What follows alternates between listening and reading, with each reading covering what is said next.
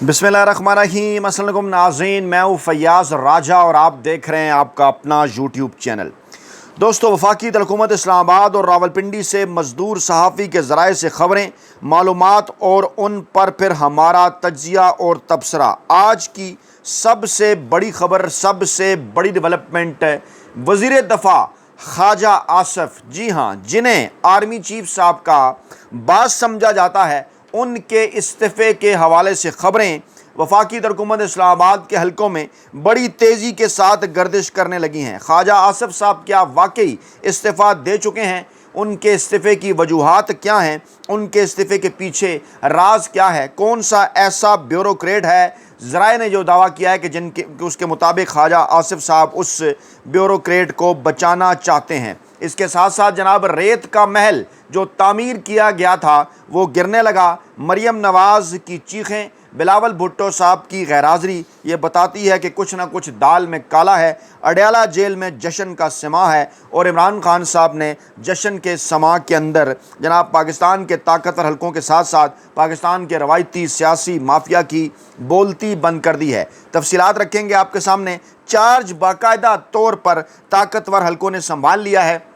एक ख़बर है, उसे पाकिस्तानी मीडिया उस तरह से शेयर नहीं कर रहा। उस खबर का मैं अगर क्रक्स आपके सामने रखूं तो मामलात बड़ी हद तक वाज़ेह हो जाएंगे कि किस तरह से बाकायदा तौर पर जो चार्ज है वो संभाल लिया गया है। इस वक्त पाकिस्तान के अंदर दावा ये किया जा रहा है कि करप्शन अरूज पर है और सिर्फ इमरान खान साहब को इक़्तिदार से हटाए जाने के बाद आज तक तकरीबन 2000 अरब रुपए की करप्शन हुई है और कई सहाफ़ी मोहम्मद मालिक साहब समेत अब इस किस्म का दावा अपने प्रोग्राम्स के अंदर करते हुए दिखाई दे रहे हैं।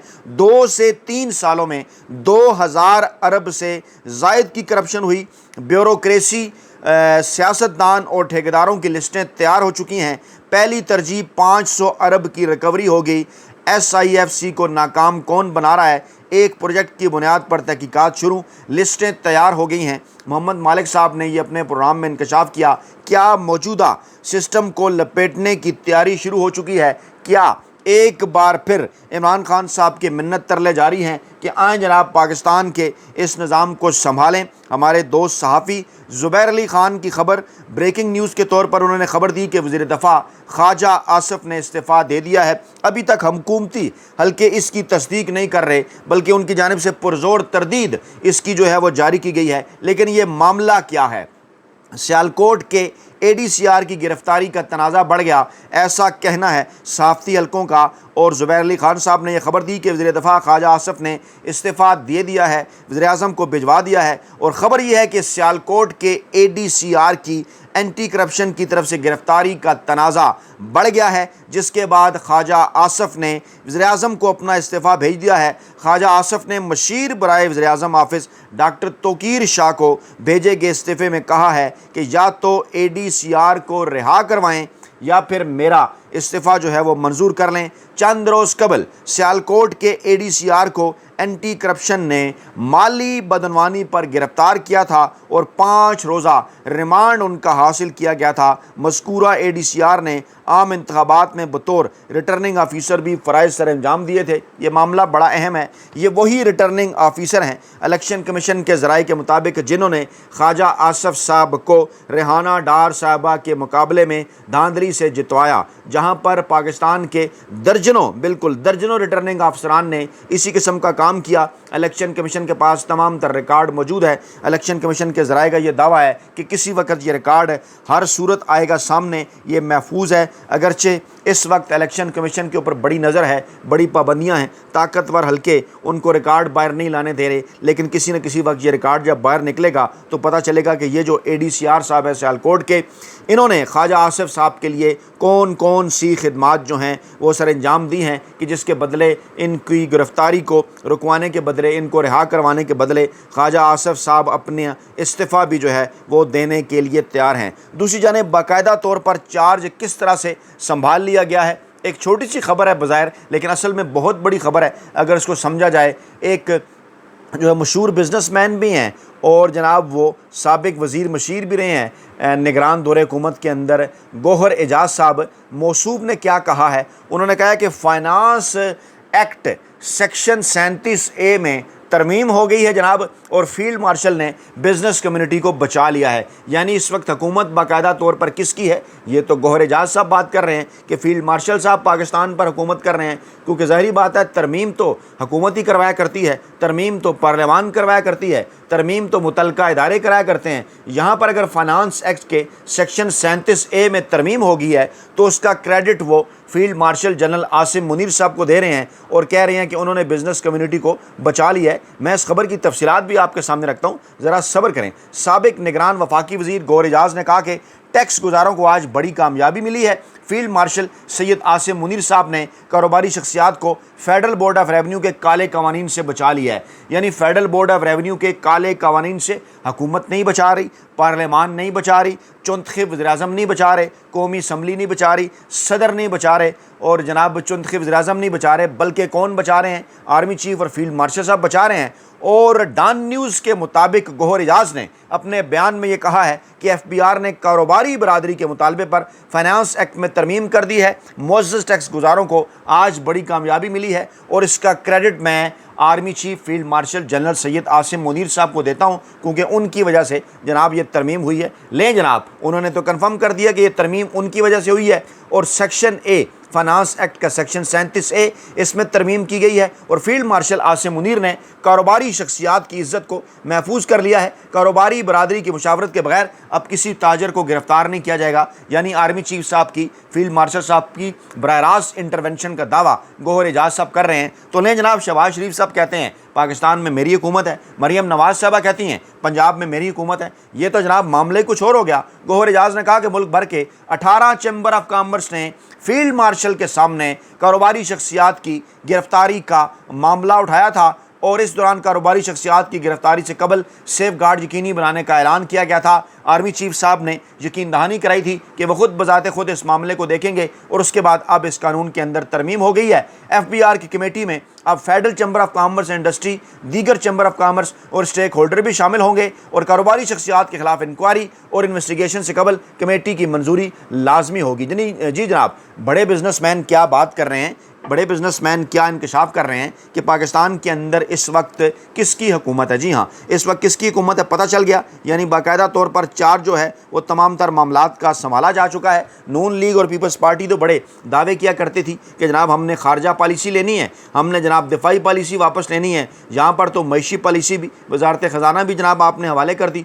और आप इल्ज़ाम लगाया करते थे इमरान खान साहब पर। कहाँ हैं वो वड्डे एंकर, कहाँ हैं वो वेले कारम निगार और कहाँ हैं जनाब वो मुलाजम साफ़ी जो इमरान खान साहब के दौरे हुकूमत में तो इस किस्म के दावे किया करते थे कि जनाब देखिए इमरान खान साहब की हुकूमत नहीं है बल्कि जनाब ये हाइब्रिड निज़ाम है। लेकिन आज वो कहाँ बात कर रहे हैं। जी हाँ, मरियम नवाज साहबा क्या बात करती हैं? IG साहब को मैं ये कह रही थी कि कल आप एहतजाज के लिए इंतज़ार करते रहे लेकिन कोई आया ही नहीं, लगता है लोगों को अकल आ गई। मरियम नवाज साहबा, जी हाँ, लोगों को तो 8 फरवरी 2024 और उससे पहले 2018 के इलेक्शन में ही, उससे पहले 2013 के इलेक्शन में ही अकल आ चुकी थी, जब 2013 में आपने इमरान खान साहब की अपोजिशन जो है वो आपने इमरान खान साहब को जो है कायदे हिज़्ब इख्तिलाफ बनने से रोका। उसके बाद 2018 में आपने इमरान खान साहब की सादा अक्सियत को धांधली के ज़रिए जो है एक मखलूत हुकूमत के अंदर बदला। उसके बाद फिर 2024 के इलेक्शन के अंदर आपने इमरान खान साहब की 2/3 अक्सियत को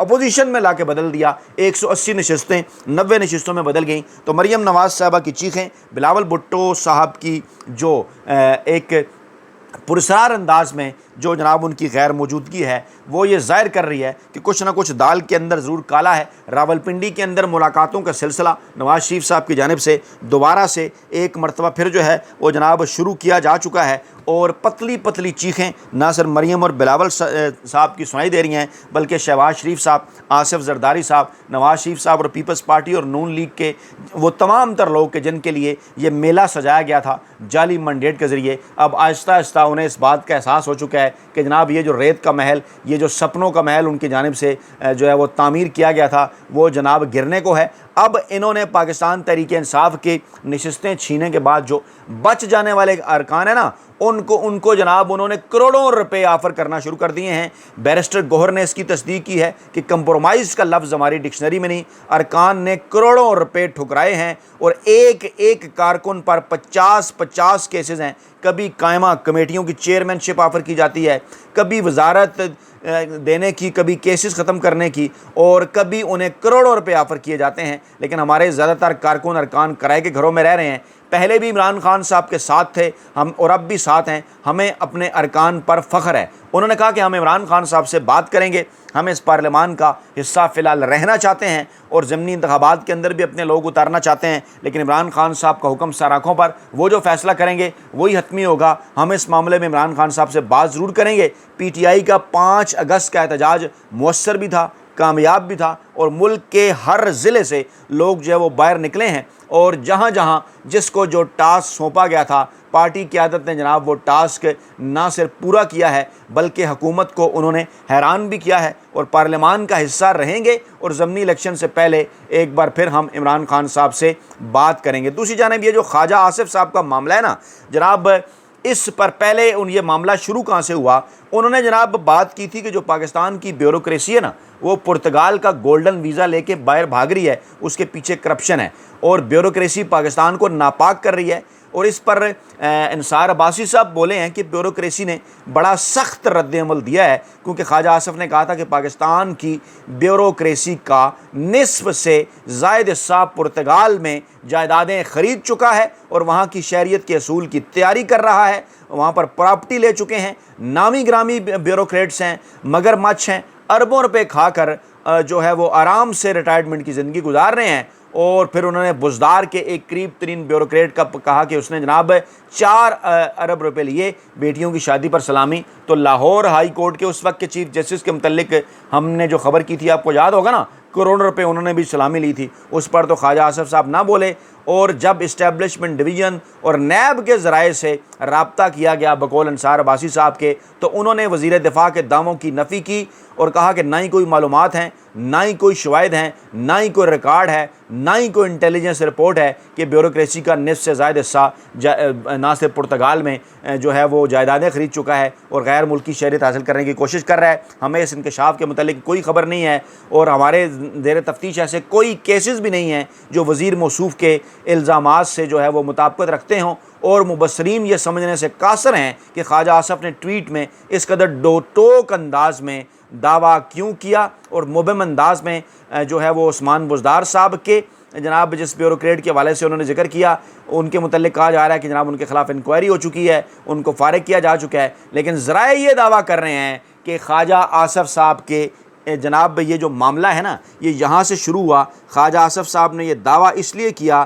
کیونکہ خواجہ آصف صاحب کا کچھ حلقے خواجہ آصف صاحب کا فرنٹ مین قرار دے رہے ہیں موصوف وہ جن کو سیالکوٹ سے گرفتار کیا گیا ہے، جن کے متعلق یہ کہا جا رہا ہے کہ جناب انہوں نے جو ہے وہ بڑا مال بنایا۔ جی ہاں، سیالکوٹ کے ADCR جن کی گرفتاری کے بعد یہ سارا تنازع بڑھا ہے، اور دعویٰ کیا جا رہا ہے کہ خواجہ آصف صاحب نے استعفیٰ وزیر اعظم کو بھجوایا ہے۔ کیا وہ استعفے کے ذریعے بارگیننگ کرنا چاہتے ہیں؟ کیا انہوں نے بیوروکریسی کے حوالے سے یہ بات صرف اور صرف اس لیے کی ہے تاکہ دباؤ بڑھایا جائے، اور بدلے میں جو ہے وہ جناب وہ اپنے پسندیدہ جو ان کا فرنٹ مین ہے اسے رہا کروایا جائے؟ کچھ تو ہے جس کی پرداداری ہے، اور اس پرداداری کے پیچھے کچھ مقاصد ہے، اور وہ مقاصد کیا ہیں کہ اس وقت جو بھریا میلہ لٹنے والا ہے، اس وقت جو لڑائی ہونے والی ہے، اس وقت وہ جو بندر بانٹ ہوئی تھی اس بندر بانٹ کے اندر کسی کو کم ملا ہے، کسی کو زیادہ ملا ہے، کسی کو حصہ نہیں ملا، تو اب ایک دوسرے کے جو راز ہیں